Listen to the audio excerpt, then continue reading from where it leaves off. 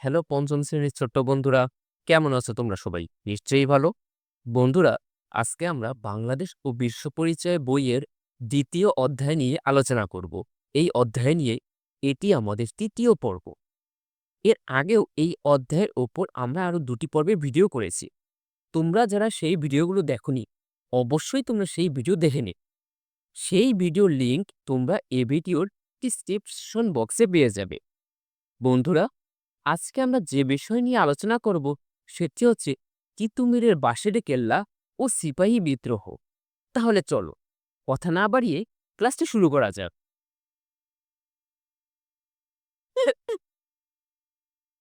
বন্ধুরা, প্রথমে আমরা তিতুমিরের বাঁশের কেল্লা নিয়ে আলোচনা করব।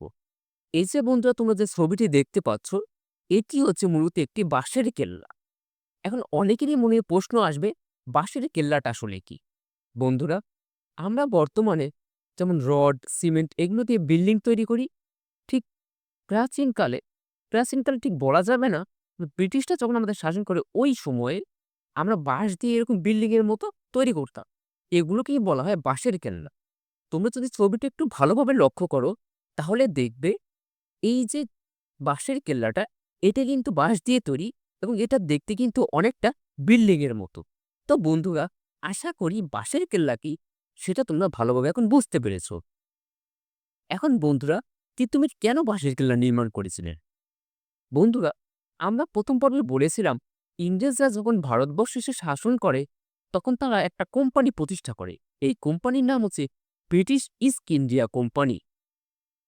এই ব্রিটিশ ইস্ট ইন্ডিয়া কোম্পানি যখন আমাদের ভারতবর্ষের লোকজনদেরকে শাসন করতে শুরু করে, তখন ১৯ শতকে এই ব্রিটিশদের বিরুদ্ধে ভারতবর্ষের বিভিন্ন প্রান্তে বিদ্রোহ হয়।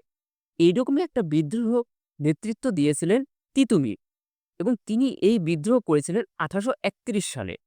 এবং তিনি তৎকালীন সময়ে ভারতের একটা জায়গা হচ্ছে বারাসাত, সে বারাসাতের পাশে নারকেলবাড়িয়া নামক একটা গ্রামে তিনি বাঁশের কিল্লা নির্মাণ করেন এবং তিনি ব্রিটিশদের বিরুদ্ধে যুদ্ধ করেন এবং এই যুদ্ধে অত্যন্ত দুঃখের বিষয় তিনি শহীদ হন। তাহলে চলো বন্ধুরা, এখন আমরা বইয়ের ভাষায় দেখি কি বলা হয়েছে।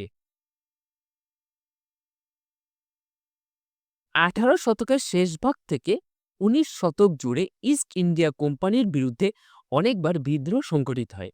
এমনই একটি আন্দোলনে বিদ্রোহী নেতা তিতুমির। তাহলে বন্ধুরা, প্রথমে কিন্তু আমরা তিতুমিরের পরিচয়টা জেনে নিলাম। এর আগে আমরা যে কথাগুলো বলেছি সেটি কিন্তু এখানে বলা হয়েছে।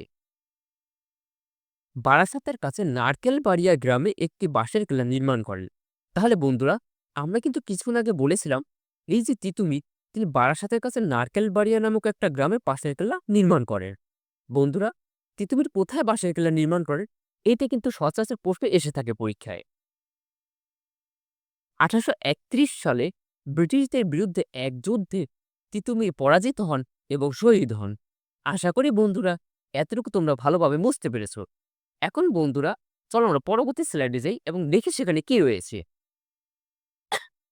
সিপাহী বিদ্রোহ। বন্ধুরা, এখন আমরা সিপাহী বিদ্রোহ নিয়ে কথা বলব। এখন প্রথম যে আমাদের প্রশ্ন আসে যে সিপাহী আসলে কারা? বন্ধুরা, সেনাবাহিনীতে যারা চাকরি করে এবং এইখানে সবচেয়ে নিচের স্তরে যারা চাকরি করে তারাই হচ্ছে মূলত সিপাহী। অর্থাৎ আমরা যদি বলি যারা যুদ্ধ করে সেনাবাহিনীর, তারাই হচ্ছে মূলত সিপাহী। এরাই হচ্ছে মূলত যুদ্ধ ট্যাঙ্ক পরিচালনা বা গুলি করা এই কাজগুলো করে থাকে। এক কথা আমরা বলতে পারি পুলিশের সর্বনিম্ন স্তর যেমন হাবিলদার অথবা কনস্টেবল, ঠিক তেমনি সেনাবাহিনীর সর্বনিম্ন স্তর হচ্ছে সিপাহী। সিপাহী বিদ্রোহ হয়েছিল ১৮৫৭ সালে। বন্ধুরা, সিপাহীরা কত সালে বিদ্রোহ করেছিল?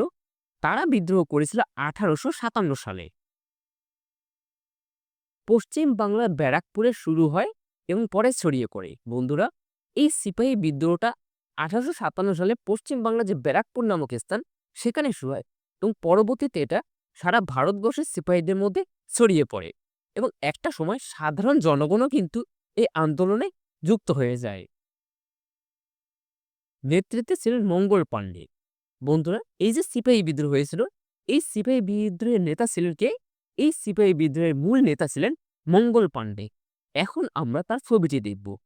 বন্ধুরা, এই যে তোমরা ছবিটি দেখতে পাচ্ছ, এই ছবিটা হচ্ছে মঙ্গল পাণ্ডের ছবি।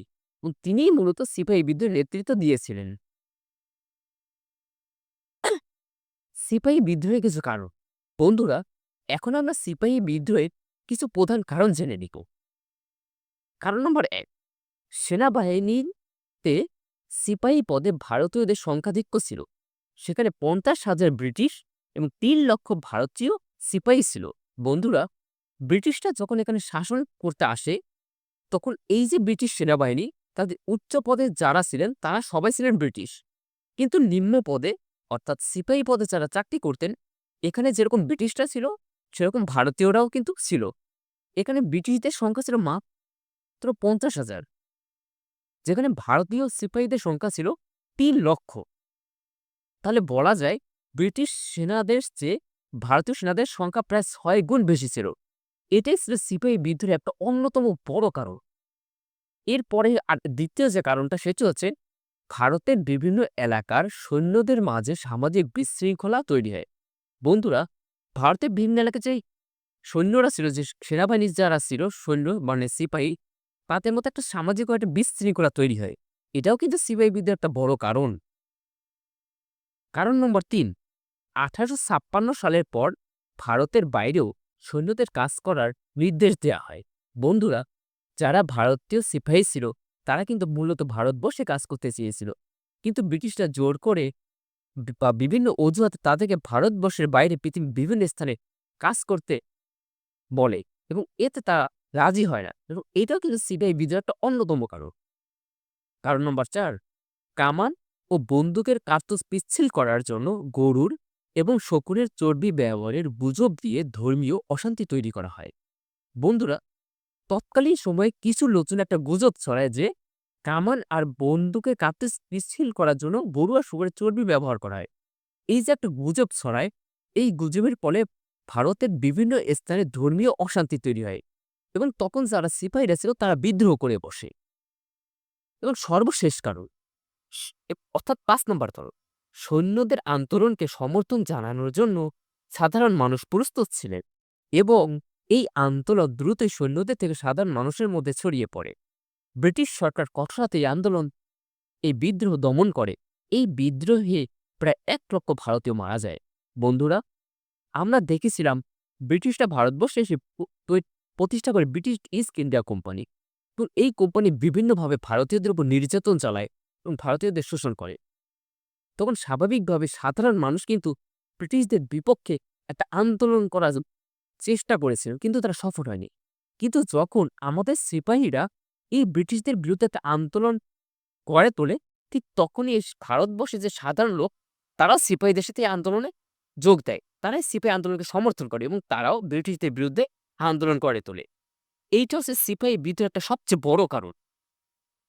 এবং এই যে একটা আন্দোলন হয়, এই আন্দোলনকে কিন্তু ব্রিটিশরা কঠোর হস্তে দমন করে।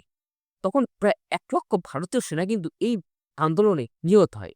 এরপরেই মূলত বন্ধুরা, এই যে ব্রিটিশ রানী, তিনি মূলত এই কোম্পানি হাতের শাসন ক্ষমতা নিজের হাতে তুলে নেয় এবং তিনি পরবর্তীতে ভারত শাসন করে। যেই বিষয়টা কিন্তু আমরা ২য় পর্বে বলেছি। তোমরা যদি ২য় পর্ব না দেখো, অবশ্যই দেখে আসবে। সব বন্ধুরা, এই সিপাহী বিদ্রোহ কেন হয়েছিল? আসলে এটা তোমরা জানতে পেরেছ।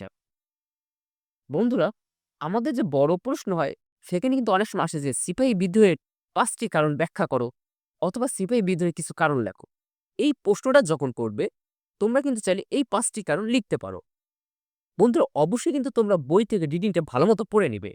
আমরা শুধুমাত্র সেই অংশ নিয়ে আলোচনা করি যেটা আমাদের পরীক্ষায় বেশি আসে এবং সবচেয়ে গুরুত্বপূর্ণ। সম্পূর্ণ ভিডিওটি দেখার জন্য তোমাদের সবাইকে অসংখ্য ধন্যবাদ। যদি ভিডিওটি তোমাদের ভালো লেগে থাকে, তাহলে অবশ্যই আমাদের ইউটিউব চ্যানেলটিকে সাবস্ক্রাইব করে দেবে। আর হ্যাঁ, তোমরা অবশ্যই এই ভিডিওটিকে শেয়ার করে তোমাদের বন্ধুদের মধ্যে ছড়িয়ে দেবে, যাতে তারা এই ভিডিওটি দেখে উপকৃত হতে পারে। সো অবশেষে সবাইকে জানাই আবারও ধন্যবাদ।